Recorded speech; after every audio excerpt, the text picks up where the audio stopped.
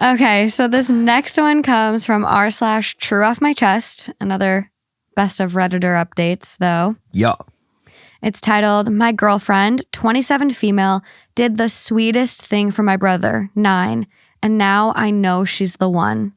My parents moved him to another school towards the end of the school year, and he had trouble making friends.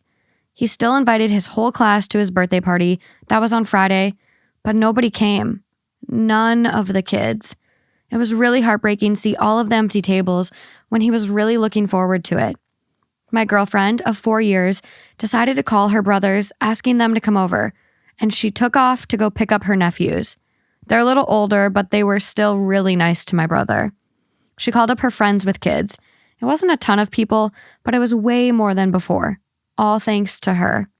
My little brother was so happy, playing in the jumper with her nephews and brothers. They were all play wrestling with him. He had such a good time. It was nice that everyone came and was being so nice to him, but I'm also just super grateful to my girlfriend because she made it happen. I was watching her the whole time, going, wow, I want to marry this woman. She's the one for me. Now I'm literally browsing online for engagement rings. Some comments people pulled. Your little brother was playing with his future family. I love this. Gave me all the feels. I wish you the best life ever. Make sure you have her back, my bro. Good women can greatly improve every aspect of your life. As someone who recently had his 5-year-old not have anyone show up to his birthday party and saw him get crushed, yeah, she not just pulled off something amazing, but may have made a life-changing difference. Now, how are you going to learn what her ring size is, brother? OP's response, I'm sorry to hear about that. It's a really heartbreaking feeling, especially for a little kid. I hope you guys were able to do something to cheer him up. My dad and I were thinking of taking him somewhere, so we didn't focus on that, but luckily my girlfriend came to the rescue. That is a good question. I don't know if I could just take one of the rings she already has. She's got a bunch of them, and find a place I could maybe figure out the size.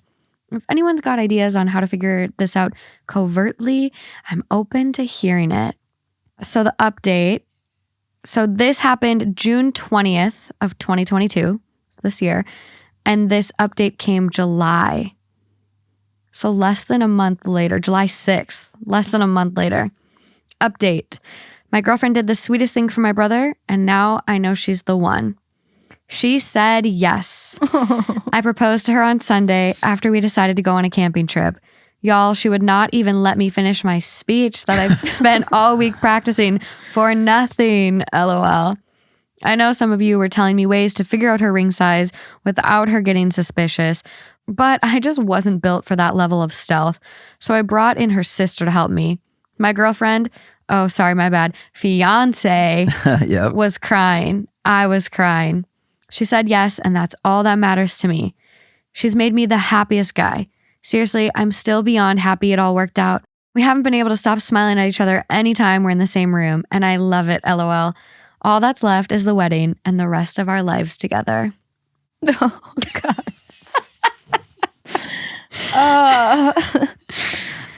One of the things that really got me is the comment about that's a life-changing moment, because it really is. And that's why I think so highly of teachers, because when you're working with these children and when you make a really positive impact, that can really stay with them forever. Yeah. And it's such a literally beautiful forever. thing. Like actually forever. Yeah. People don't realize the effect you can have on kids. It's unbelievable. It's unreal. We had a kindergarten teacher on our Spotify Live tonight, and just hearing about like what it's like in a kindergarten classroom is just, it's so cute. I worked in one for a little bit when I was in high school. We had like special credits we could take where we went and like worked in a kindergarten classroom.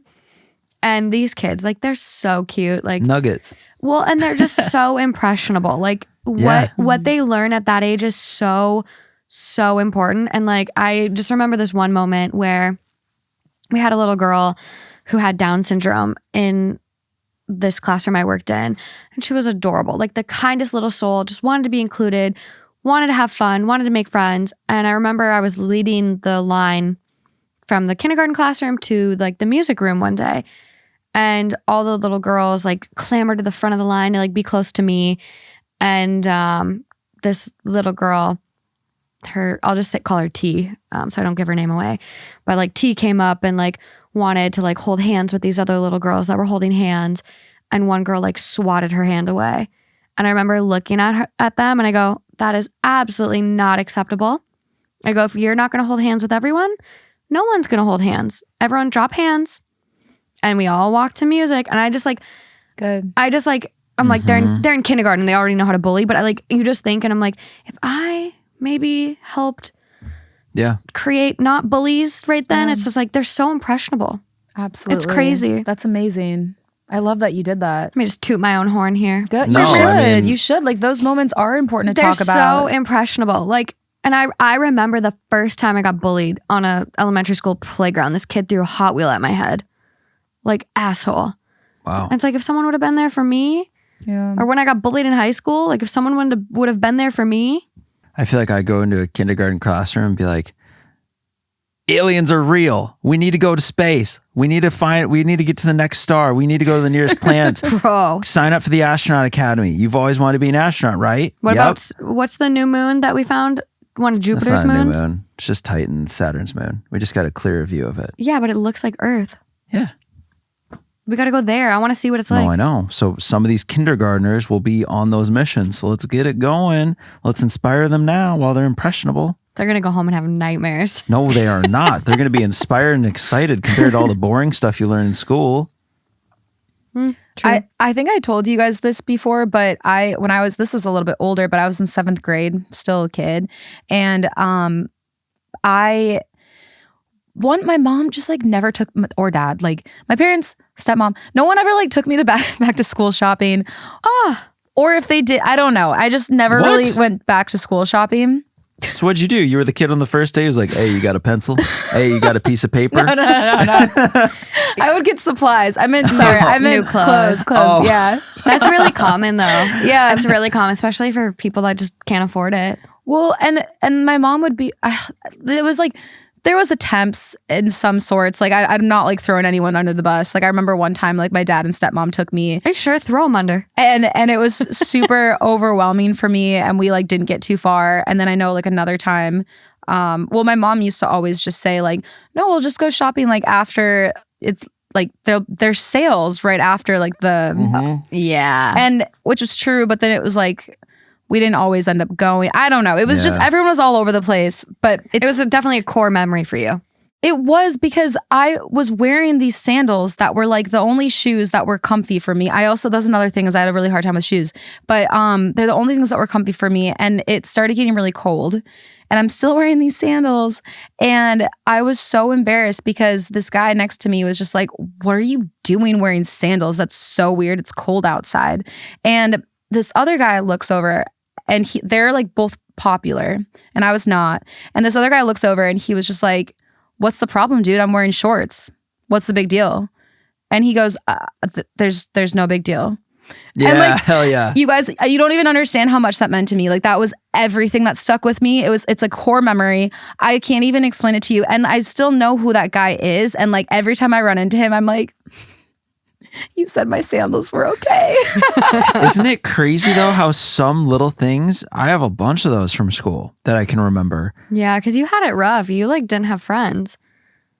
Yeah, it depended on the year. No, but you went through a really hard time in school. It was mainly like starting middle school, because everyone you I knew. Schools. Well, no, I didn't. Well, like you moved, right? Because like Wyzetta, where you went to school, was so big, everyone kind of shifted. God, I forget that you went there. Yeah. So we had like so many elementary schools, and then there was 3 middle schools. So they all diverted. But most of the people from my elementary school went to the other middle school. And I think me and maybe 5 to 10 others from my elementary school, everyone I knew went there. And then it was all the other kids from all the other elementary schools. And by that point, all those little cliques are formed. Everyone has their friends so formed. And it's like so everyone's hard. so mean. But I just, the other thing I was going to say is, how crazy would it be if you would have certain experiences? Even to this day, I'm sure we're all still going to have experiences that'll stick with us for, like, they're little moments in time. They're not even an experience, right? Like a trip's an experience, but one little moment in time where someone just looks at you and says something, or something unexpected happens. Yeah. What if you knew, like, as that moment was happening, it's like, this is something I'm going to retain forever. Those one little moments. Because at the time, you're like, oh, it's just another like 20 seconds of another day, even though it's special, right? It sticks out. But for it to stick with you for that long is crazy. The brain is nuts. Like, where is that shit stored? Where is that? It's amazing. Well, and that's why I think I remind that guy like every time I run into him, which is probably so fucking annoying. But like, no, it's cool. You still see him though. Yeah, but it's just like I want him to know that that's so important, and that moment, like you said, that like tiny moment that he probably didn't even remember. I think he told me he doesn't remember it. It's like to him, he was just it wasn't like a lot of like skin off his back. Yeah. But to me, it. Oh yeah.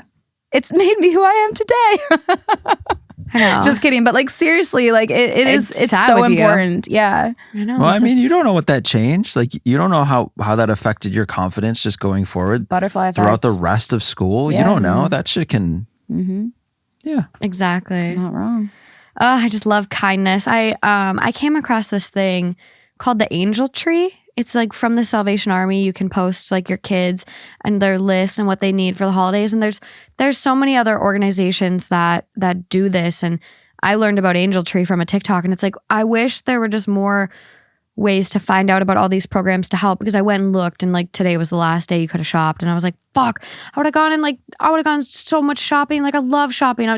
It is my Olympics. I'm so good at it. I would have crushed. I think you could start setting up your own too. Like what you did with the teachers in the classrooms. I know. I need to. That's the most powerful thing you can do. I mean, I know. There's just so many areas of like people I'd love to help. And so it's like, one at a time. I know. It just needs to be a general thing we can all pull together. Like, I just look at how many subscribers are on YouTube. There's like 468,000 of you guys right now. And it's like, if every person donated $1, we could do think some about crazy how things. many people we could help next year. Okay, let's get it in the books. 2023. That would be amazing. Year of helping. Well, and then I think we could, up front, we could pick, here are the causes we're passionate about. 50 episodes, 50 causes. That'd be cool. That is pretty cool. 50 episodes, 50 causes. That would be interesting. You guys are giving me chills just thinking about Let's do it. Cheers to that, you guys. Yeah. $1 an episode. I'll wait. From each person. I like really reached for it.